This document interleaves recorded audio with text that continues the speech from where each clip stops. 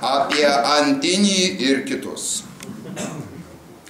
Kartą atbėgo uždusęs mažasis Antinis pas tėvą Antinį ir išrėkė: "Tėveli, duok greitai 50 kapeikų, cirkas atvažiavo."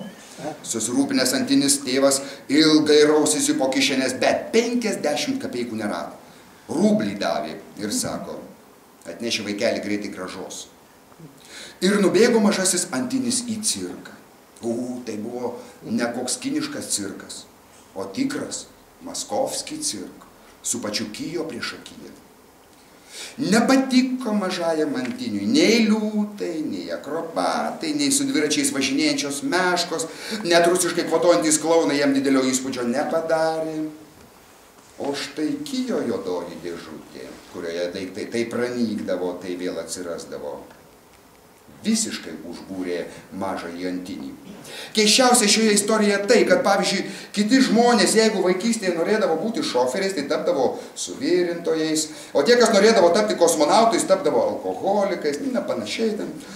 O mažąjį Antinį juodosios dėžutės vizija lydėjo visą likusį gyvenimą.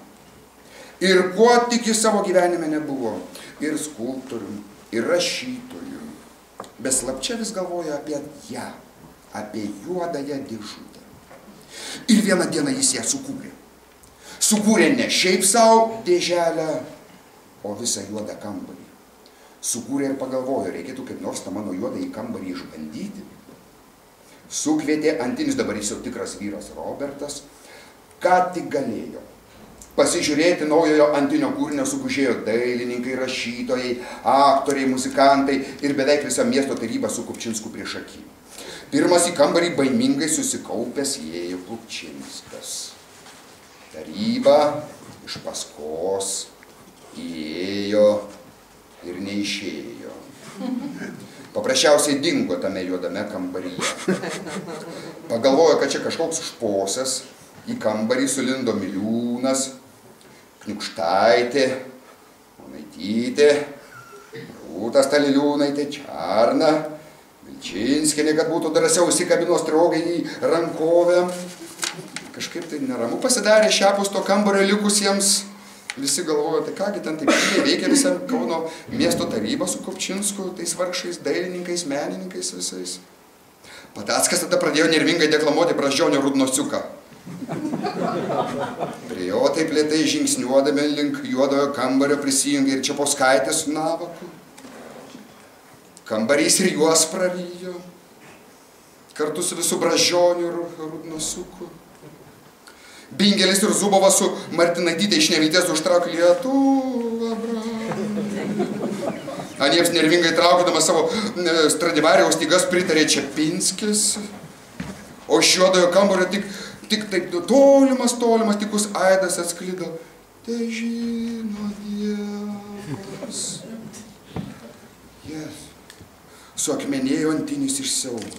Miestas liko be tarybos, be Kupčinsko, bet velniai kitų nematė. Štai ir pasitvirtino mano geniali teorija, kad meno kūrinys gali egzistuoti savarankiškai. Savarankiškai nuo kūrėjo. Tyliai prašnapždėjo, bet po kurio laiko truputį pralinksmėjęs, gudrės akelės primerkęs tarė: "Pagaliau galėsiu akivaizdžiai įrodyti, kad performansai bei instaliacijos tai pasaulinio meno ateitis. Tai jums ne kažkokia tapyba ar simfonijų bei romanų rašymas. Atgyvena visą tai. Naujų formų reikia ieškoti." Ir nuėjo Antinis ieškoti, o tiksliau kurti ne juodojo kambario, o juodojo namo.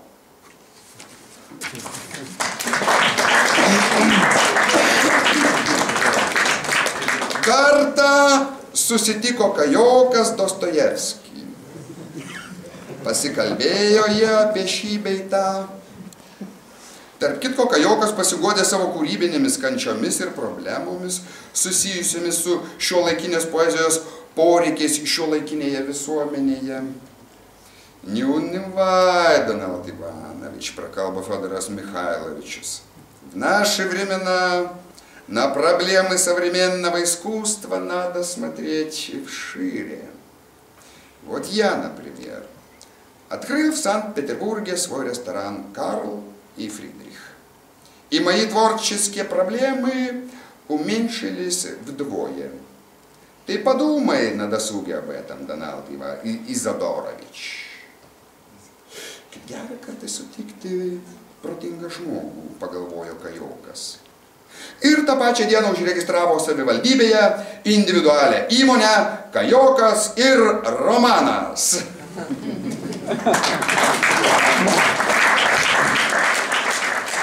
Donaldas Kajokas yra įsimintiniausias 12 metų Kauno menininkas. Jums neatrodo, aš čia padėsiu. Pasiimsiu keisis namą. Čia dabar atpilimo ženklas, nes kolonos niekaip negali. Ten įsirašyti.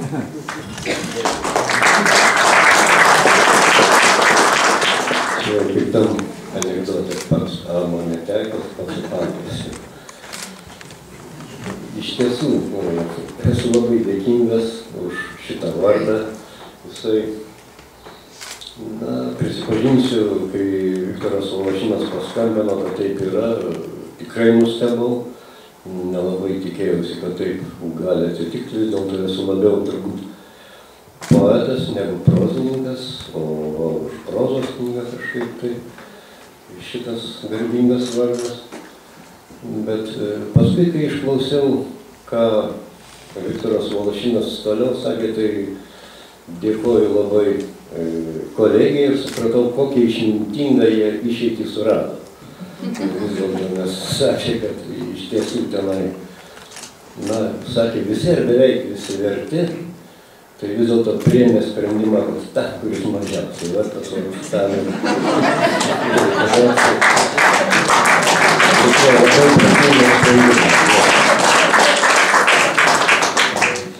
Nes iš tiesų tie žmonės, kurie tenai buvo nominuoti, man irgi labai didelį įspūdį darė ir daro, ir gerbtini.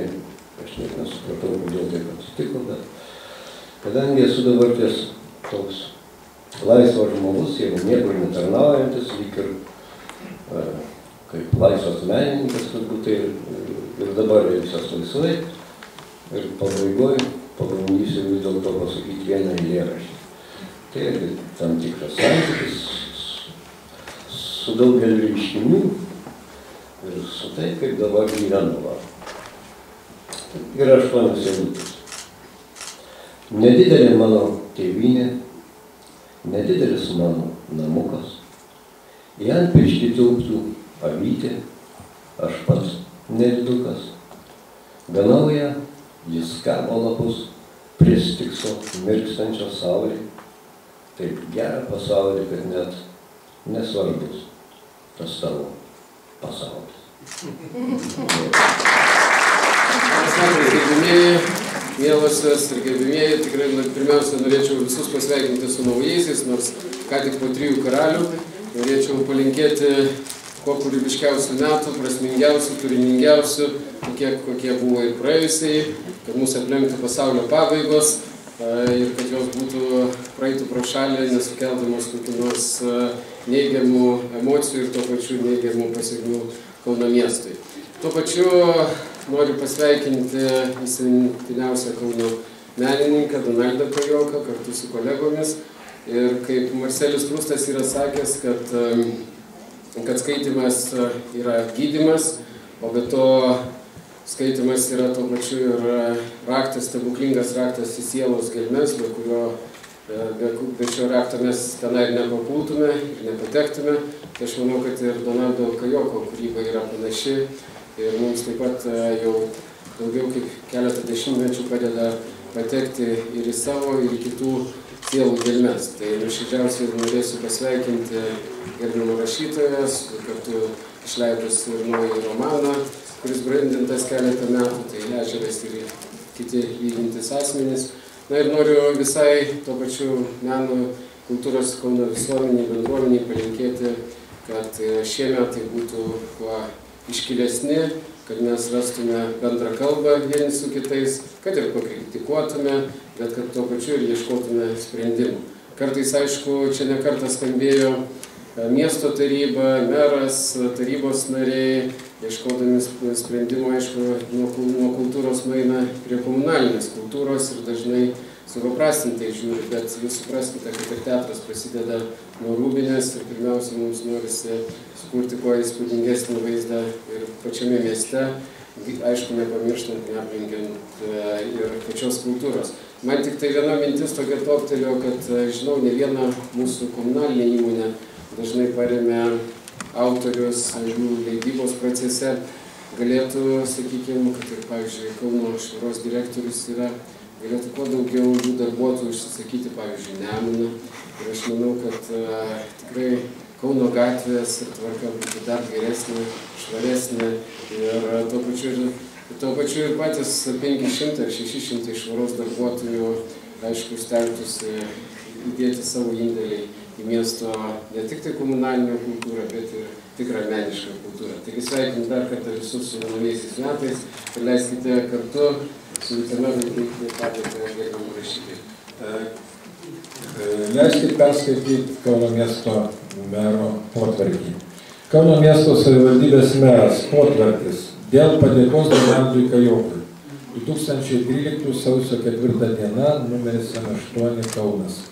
Vadovaudomis Lietuvos Respublikos vietos savivaldos įstatymo numeris 55/1049 straipsnio 4 dalim, reiškiu padėką rašytojui Donaldui Kajokui, savivaldybės meras Andrius Kupčinskas.